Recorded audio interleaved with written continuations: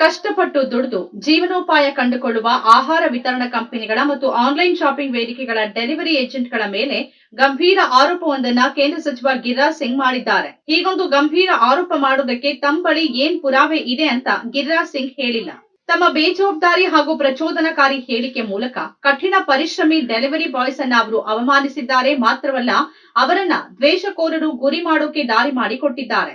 ಬಾಂಗ್ಲಾದೇಶಿಯರು ಮತ್ತು ರೋಹಿಂಗ್ಯರು ಭಾರತದಲ್ಲಿ ಆಹಾರ ವಿತರಣಾ ಕಂಪನಿಗಳಲ್ಲಿ ಮತ್ತು ಆನ್ಲೈನ್ ಶಾಪಿಂಗ್ ವೇದಿಕೆಗಳಲ್ಲಿ ಡೆಲಿವರಿ ಏಜೆಂಟ್ಗಳಾಗಿ ಕೆಲಸ ಮಾಡ್ತಿದ್ದಾರೆ ಮತ್ತು ಅವರನ್ನ ಪತ್ತೆ ಹಚ್ಚಬೇಕಿದೆ ಅಂತ ಕೇಂದ್ರ ಸಚಿವ ಗಿರಿರಾಜ್ ಸಿಂಗ್ ಹೇಳಿದ್ದಾರೆ. ಬಿಸಿಲು, ಮಳೆ, ಹಗಲು, ರಾತ್ರಿ, ಹಬ್ಬ ಹರಿದಿನ ಏನನ್ನೂ ಲೆಕ್ಕಿಸದೆ ಹೊಟ್ಟೆಪಾಡಿಗಾಗಿ ದುಡಿಯುವ ಅಮಾಯಕ ಶ್ರಮಜೀವಿಗಳ ಮೇಲೆ ನಿರಾಧಾರವಾದ ಗಂಭೀರ ಆರೋಪವೊಂದನ್ನ ಕೇಂದ್ರ ಸಚಿವರೇ ಮಾಡಿದ್ದಾರೆ.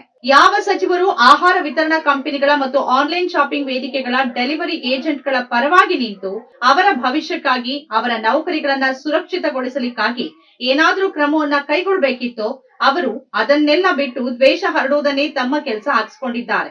ಈ ಮೂಲಕ ತಮ್ಮದೇ ಸರ್ಕಾರದ, ತಮ್ಮದೇ ಪಕ್ಷದ ಹಿರಿಯರು ಹಾಗೂ ಪ್ರಮುಖ ಮಂತ್ರಿ ಸರಿಯಾಗಿ ಕೆಲಸ ಮಾಡ್ತಿಲ್ಲ ಅಂತ ಗಿರಿರಾಜ್ ಸಿಂಗ್ ಆರೋಪಿಸಿದ ಹಾಗಾಗಿದೆ. ಕೇಂದ್ರ ಸಚಿವರೊಬ್ಬರೇ ಆಡುವ ಮಾತುಗಳನ್ನ ಕೇಳಿದ್ರೆ ನಮ್ಮ ದೇಶದ ಗೃಹ ಸಚಿವರು ಏನ್ ಮಾಡ್ತಿದ್ದಾರೆ ಅಂತ ಕೇಳಲೇಬೇಕಾಗಿದೆ. ಬಾಂಗ್ಲಾದೇಶಿಯರು ಮತ್ತು ರೋಹಿಂಗ್ಯರು ಭಾರತದಲ್ಲಿ ಆಹಾರ ವಿತರಣಾ ಕಂಪನಿಗಳಲ್ಲಿ ಮತ್ತು ಆನ್ಲೈನ್ ಶಾಪಿಂಗ್ ವೇದಿಕೆಗಳಲ್ಲಿ ಡೆಲಿವರಿ ಏಜೆಂಟ್ಗಳಾಗಿ ಕೆಲಸ ಮಾಡ್ತಿದ್ದಾರೆ ಅಂತಾದ್ರೆ ಈ ದೇಶದ ಗೃಹ ಸಚಿವಾಲಯ ಏನ್ ಮಾಡ್ತಾ ಇದೆ?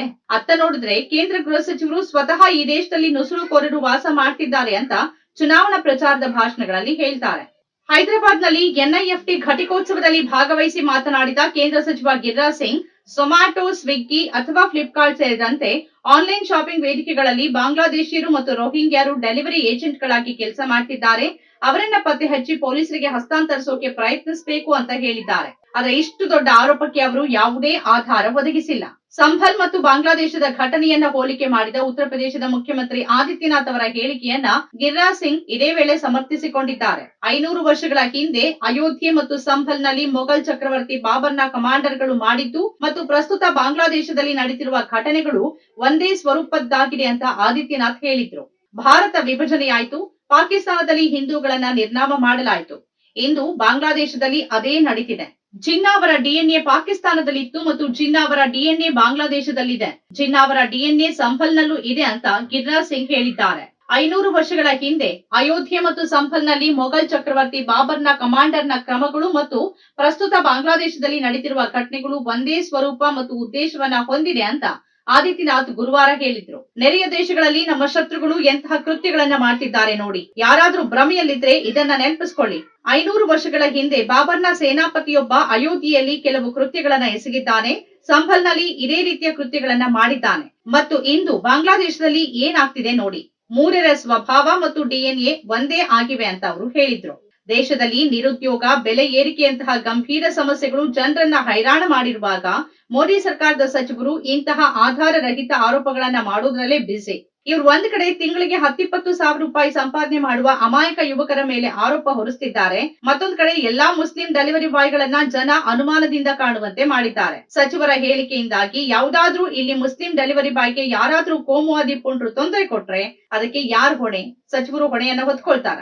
ಈ ದೇಶದಲ್ಲಿ ಈಗ ದ್ವೇಷ ಯಾವ ಮಟ್ಟಕ್ಕೆ ತಲುಪಿದೆ ಅಂದ್ರೆ ಅಪ್ರಾಪ್ತ ಬಾಲಕರ ಮೇಲೆ ಮತ್ತೋರ್ವ 17 ವರ್ಷದ ಬಾಲಕ ಜೈ ಶ್ರೀರಾಮ್ ಘೋಷಣೆ ಕೂಗುವಂತೆ ಒತ್ತಾಯಿಸಿ ಚಪ್ಪಲ್ನಲ್ಲಿ ಥಳಿಸ್ತಾನೆ. ದೇಶದಲ್ಲಿ ಉದ್ಯೋಗಾವಕಾಶ ಸೃಷ್ಟಿಸ್ತಾ ಇರುವ ಹೊಸ ಕಂಪನಿಗಳ ಮೇಲೆ ಮತ್ತು ವಿದೇಶಿ ಕಂಪನಿಗಳ ಮೇಲೇನೂ ಸಚಿವರು ಆರೋಪ ಹೊರಿಸ್ತಿದ್ದಾರೆ. ದೇಶದಲ್ಲಿ ಮೊದಲೇ ಉದ್ಯೋಗ ಇಲ್ಲ, ಸಿಕ್ಕಿದ್ರೂ ಪಡೆದ ಶಿಕ್ಷಣಕ್ಕೆ ತಕ್ಕಂತ ಉದ್ಯೋಗ ಇಲ್ಲ. ಇನ್ನು ಎಲ್ಲಾದ್ರೂ ಜೀವನ ನಡ್ಸ್ಕೊಂಡು ಹೋಗೋ ದಾರಿ ಕಂಡುಕೊಂಡ್ರೆ ಗಿರಿರಾಜ್ ಸಿಂಗ್ ತರದ ಸಚಿವರು ಅದನ್ನು ಮುಚ್ಚೋ ತರ ಮಾತಾಡ್ತಿದ್ದಾರೆ. ಈ ರೀತಿ ಕಂಪನಿಗಳ ಮೇಲೆ ಆರೋಪ ಹೊರಿಸಿದ್ರೆ ಈ ದೇಶದಲ್ಲಿ ಯುವಕರು ಸ್ಟಾರ್ಟ್ ಅಪ್ ತೆರೆಯುವ ಧೈರ್ಯವನ್ನ ತೋರಿಸೋದಾದ್ರೂ ಹೇಗೆ? ಇನ್ನು ವಿದೇಶಿ ಕಂಪನಿಗಳು ಇಲ್ಲಿ ಹೂಡಿಕೆ ಮಾಡಿ ಲಾಭ ಗಳಿಸೋ ಬಗ್ಗೆ ಯೋಚನೆ ಮಾಡೋದಾದ್ರೂ ಹೇಗೆ? ಹೊಸ ಉದ್ಯೋಗ ಸೃಷ್ಟಿ ಮಾಡುವಲ್ಲಿ ಸಂಪೂರ್ಣ ವಿಫಲವಾಗಿರುವ ಮೋದಿ ಸರ್ಕಾರದ ಸಚಿವರು ಜನರು ತಾವಾಗಿ ಕಂಡುಕೊಂಡ ಜೀವನೋಪಾಯದ ದಾರಿಗೂ ಕಲ್ ಹಾಕೋ ಕೆಲಸವನ್ನ ಮಾಡ್ತಿದ್ದಾರೆ. ನಮ್ಮ ಕಾರ್ಯಕ್ರಮಗಳನ್ನ ನೀವು ನೋಡ್ತಾ ಇದ್ರೆ ನಮ್ಮ ಚಾನೆಲ್ ಅನ್ನ ಸಬ್ಸ್ಕ್ರೈಬ್ ಮಾಡಿ, ಪಕ್ಕದ ಬೆಲ್ ಐಕಾನ್ ಒತ್ತಿ ನಮ್ಮನ್ನ ಬೆಂಬಲಿಸಿ. ಹಾಗೆ ನಮ್ಮ ಕಾರ್ಯಕ್ರಮಗಳನ್ನ ಲೈಕ್ ಮಾಡಿ, ಕಮೆಂಟ್ ಮಾಡಿ, ಅದನ್ನ ಬೇರೆಯವರಿಗೂ ವಾಟ್ಸ್ಆಪ್ ಮೂಲಕ ಶೇರ್ ಮಾಡಿ.